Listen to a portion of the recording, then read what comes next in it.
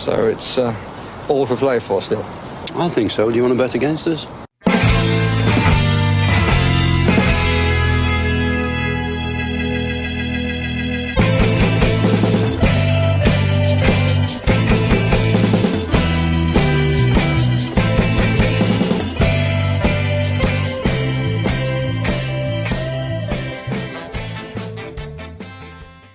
Hi, villains, and welcome to For the Love of Paul McGrath podcast at the final whistle. Well, close enough to it for a post-match podcast.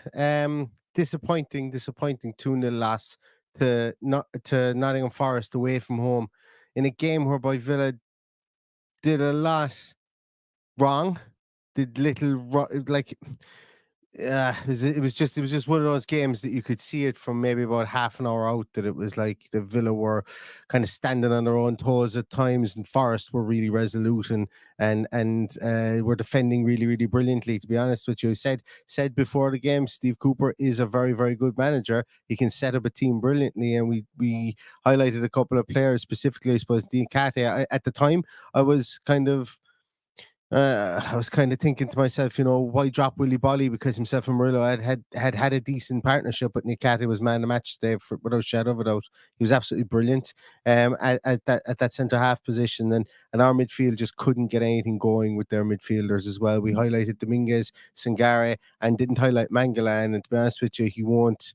I don't even think that he thought he was going to score with that shot that he had, and whatever Emi Martinez was thinking when he put up his left hand to try and save it, I don't think I'll ever know.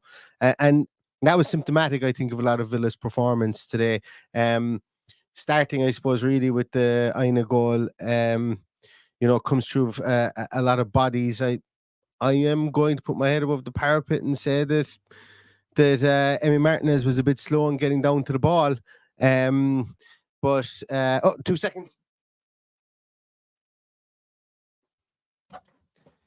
Need to turn that off before something started to make such an amount of noise in the background there.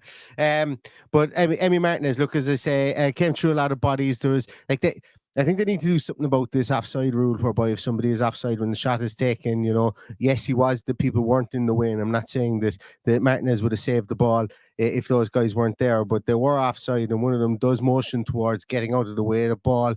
Goalkeeper's eyes catch all this. It was a great shot from Aina. Wasn't in the corner. I still think Martinez could have got down to the small bit earlier, but look, take nothing away from the strike. And it was the timing of the strike at 5 minutes. Villa are on the back foot. Then Nottingham Forest go back into a brilliant mid block, an absolutely brilliant mid block they had, and Villa couldn't get any joy out of them, and yet they always looked dangerous by just switching the ball to Elanga, who really did. He did do a number of Matty Cash for a good portion of the game today. I'm not going to go in and start criticizing players or anything like that. I'm just going to call it as I see it, I suppose, from certain instances there. But a lot of the time that the Villa had the ball, we broke down. We were trying to cross the ball, and there was absolutely nothing was going to happen from crosses today. It was one of those games where nothing was going to happen from crosses for Aston Villa. We looked like we were very reluctant to shoot. For the majority of the first half anyway, we just would not shoot, and to be honest with you, that was very naive, I think, from Aston Villa. It was really naive. There was two specific naive things that Villa did in the first half. The continued attempt to try and play the ball into somebody to hold off one of their midfielders, which wasn't working. It wasn't working with John McGinn, wasn't working with Diego, with Douglas Luiz, and it wasn't working with Kamara. I was frustrated by Kamara today at points, but I was also frustrated by Douglas Luiz, and that would not work. And then secondly, the other thing was have a sighter on a new goalkeeper getting his first start in the Premier League. A very good goalkeeper, spoke about it beforehand, thought he should have been starting the whole time. Have a sighter. Have a quick crack at it, like nothing ventured, nothing gained. Get it on target, make him warm the hands early, and we just didn't. We really didn't, and we tried to work it in, and we tried to get it wide, and we tried to cross it, and we tried to do all these things, but it was from that point of view that I thought it was a naivety. If that was our game plan, it shouldn't have been, in my view. But who am I? Like, as I say, who am I to say? There's no doubt about it. The early goal killed us, but we didn't show any thing at all. Like we looked like we were going to get a goal back at any stage in the first half. And then the second goal was a real kick up the arse, really, because, you know, it should have been saved. It wasn't a very threatening shot at all. It should have been saved. And then we were never coming back from 2-0 down, unfortunately. Absolutely not. I have somebody joining us. Paddy's here. Paddy, not Hello. the nicest results to have to come on and chat about, specifically when you were at a wedding yesterday. Yeah, I'm busy here trying to find my second win from somewhere because I'm wilting slowly, and Villa didn't exactly do that for me today. So I'm struggling. I'm struggling to even get upset about the performance. I think a performance like that was due, and a wake-up call was due, and it's come. I wasn't expecting it today. I was expecting it against one of the bigger boys further down the line, and bitterly disappointed that we didn't change things when the crossing blatantly obviously wasn't working. Just cross after cross after cross, and there was no. But Ollie Watkins had an off day, Bailey had an off day, Zaniolo had an off day. You know, on another day in the first, we'd have gone in ahead in the first half. I'm sure of that. But we just couldn't buy the bounce of a ball. We couldn't buy a first touch in that attacking third. Everything just went against us today, and I'm trying hard not to be good at it because I've another big evening ahead. It's a tough one to take because it's Forest, and that's my overriding emotion now. Yeah, like in the team sheet tantrum, you know, there was a lot of positivity, as we will always have. And if anybody doesn't want positivity, find another podcast to watch, because in the team sheet tantrum, that's what it's for. It's the bastion of positivity, and it will always stay that way. And I make no bones about that. And now do people that watch the podcast as well. And we had every right to feel positive. You know, the opportunity to go third, and that's the thing that's killing me, is that the opportunity was there. That opportunity may not come back again. You know. That opportunity may not come back again for a concerted period of time, considering our running in December. Now, we've no right to beat any team, specifically away from home. We've no right to beat any team. I didn't expect, like, as I said, when we went 1-0 down, if you were to really kind of put me on a lie detector, I probably would have said this is going to be a 1-1 Wolves type job. Just because of the way we were playing, I thought that was probably the best we could hope for. And then the second goal really just kills us because, as I say, we could get nothing going through midfield. Their midfield just stopped us in our tracks. Yeah. And we couldn't get anything going forward. I thought the Abbey was poor today. I thought the Abbey overcomplicated it today. I thought Luca Dean overcomplicated it today. Like how you overcomplicate delivering crosses. That last one he's going to have to explain to me. The one where he just has to put his foot through it and see what happens in the box, and he clips it back to the edge of the box. I'm still struggling with that one. Not to say that he played poorly, but you can play well, you can play okay, but still overcomplicate the game as well. And I thought that's what Villa did in a lot of this game today. We were slow, and then when we got the ball in around the box, we just completely and utterly overcomplicated it way too much. We looked at the bank in front of us and kind of panicked and tried to start playing these reverse passes and tried to pass through players. And Tielemans came on and he started trying to, you know, tread the eye of a needle stuff. And I was hoping when Tielemans came on that he'd just have a fucking crack at goal from like 30 yards. Like, that's the one thing. The one thing that's gonna piss me off about this in an hour's time when I think about it is, why didn't we have more howitzers from outside the box and just try and warm his hands? Because we were at nothing crossing the ball. And we won't be this season at very much crossing the ball. And it just seemed like we settled for that at times in the game, and that was disappointing. I think overall it was disappointing, and I saw one of your tweets. I don't know, it was before halftime or whatever, about having shots from distance. You'd have to ask, are they been told not to? Because they've got in positions where they can shoot, and then you see a couple of them. Like, I think Bailey hit one over the bar. I think McGinn hit one over the bar. It's just baffling. And look, you have to give credit to Forest because they outsmarted us. They got lucky, I thought, with goals, but they outsmarted us. They completely outsmarted us. They played us like a fiddle. It was just, just shut up shop. Early goal absolutely murdered us. I thought we just shell shocked after that, and they did their absolute utmost to keep everyone at bay, and eventually, when you play like that, you will eventually get the look, and they've got the look today, and it's just I'm lost for words to describe the performance as such, but one thing I will say is, if it's not working, it has to be changed. We can't persist with playing balls in the way Luca Dean was, and it's actually baffling that it stays that way. Like I remember I've been on the podcast with you 3 years ago when we were doing that to Burnley and we lost the game, and we didn't change it, and we're still talking about that today. And look, we will get to the stage where we will be good enough that our system stays the way it is, but today we just had no option. We'd no out ball. There was nothing in the final towards that. And don't get me wrong, we had chances, which is the bizarre thing, but everybody just seemed to have an off day. There was nothing falling for us. We couldn't get the better of them. I thought our forced touch was very poor in the final towards. Diaby, Zaniolo in the first half had one. He took a touch where he probably should have hit it first time and put his laces through it, and as a result, it went straight at the keeper from the tighter angle.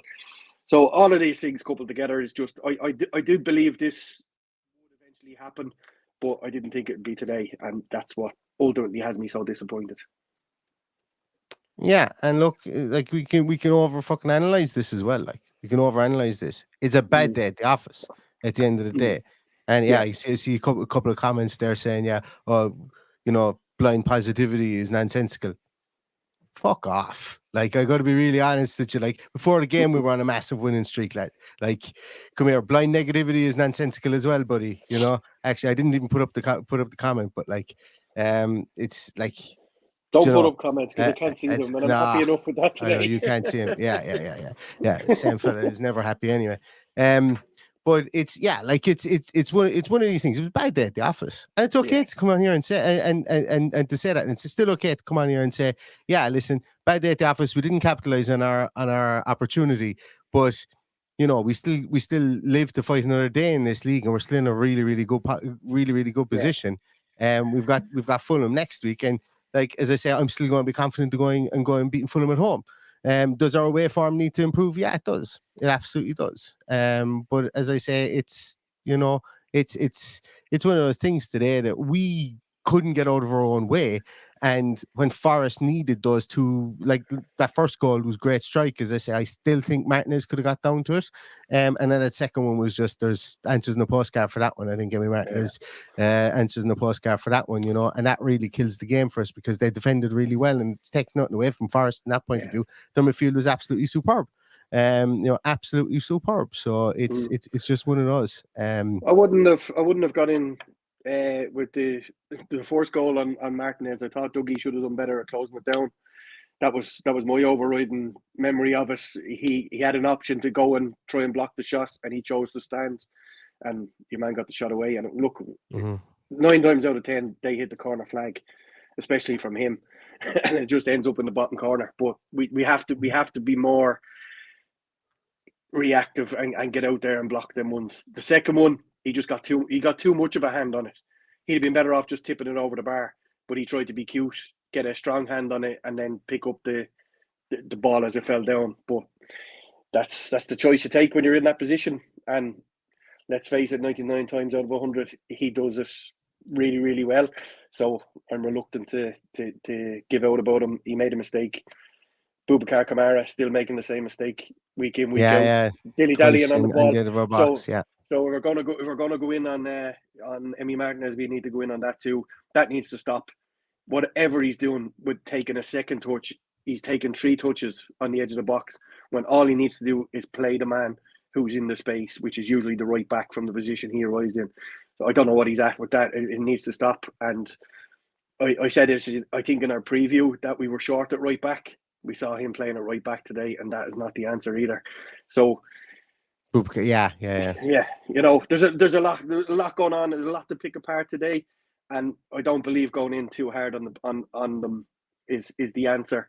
With regards to the comment about the blind positivity, we're fucking 5th in the league. we're not used to being in this position. If we want blind positivity, we'll give blind positivity. That is the reality. We are here. We're probably ahead of schedule to be here.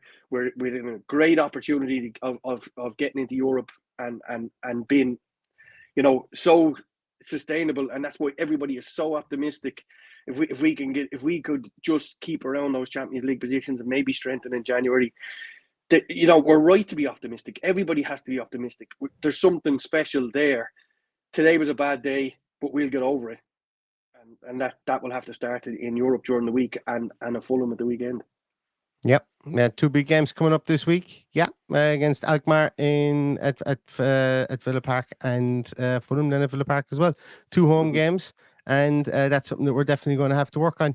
As I say, specifically teams just coming and sitting in that low block, which Forest did so well today, and take nothing away from Forest. That's a big win for them. Their home form has been good with draws and wins, and with draws specifically, should I say, and their away form, obviously, having played against a lot of teams that they would have probably expected to lose against away from home.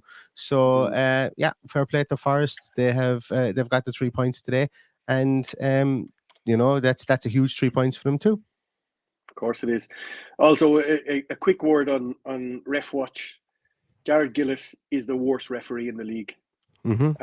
And if they're talking about demoting Anthony Taylor, I think it's time for Howard Webb to walk, because Anthony Taylor is one of the best in the league. It's an absolute disgrace that they imported this guy from Australia in a league which is so slow to play in the Premier to referee in the Premier League, and he's done absolutely nothing. Every time I watch him, he's absolutely terrible, and terrible for both teams, not just for one team. Terrible for both teams. He lets so much go. He's going to cause someone to get seriously injured the way he lets things go. And if Anthony Taylor is going to be demoted, that guy shouldn't even be near the Football League for me. He's absolutely abysmal. Yeah. Exactly. Well, I'm like, as I say, I let you with the referees and stuff like that. I just agree. And look, that is not why we lost today. But he is a poor referee for both sides. Absolutely, like free kicks that are not free kicks he's given, allowing fellas roll around on the ground. That guy come on. Who was the striker that come on? Danilo, was it? Yeah, he was. He came on midfield. Yeah, Danilo kicked the ball away. And he did nothing, and then he kicked the ball away again and gave him a yellow card. Why did he not give him the yellow card for the first one? Totally inconsistent. Absolutely, totally inconsistent. But anyway, that's Ref Watch done for this week. But yeah. I did say, before anyone says to me that the ref didn't cost us the game today, no, we absolutely cost us the game today. Can't read it. What's it say? Don't need to read it. He's gone. He's unsubscribed anyway. Yeah. But anyway, you unsubscribed? As I say, you're not in the pub, pal. You don't have to announce you're leaving. Good luck. I know, yeah, absolutely, yeah. Look, as I say, but anyway, we will be back again with the AZ Alkmaar game, AZ Alkmaar preview very soon, and we will also be back with I suppose.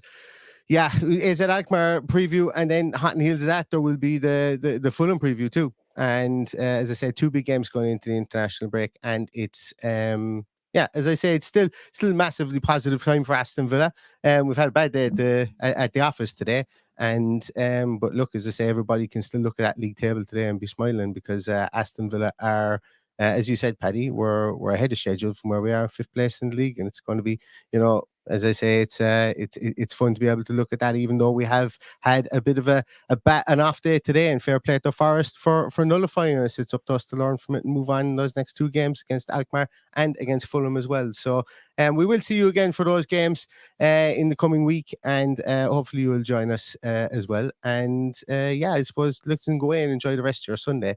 And all that's left to say is stay happy, stay healthy, and up the Villa. Up the Villa.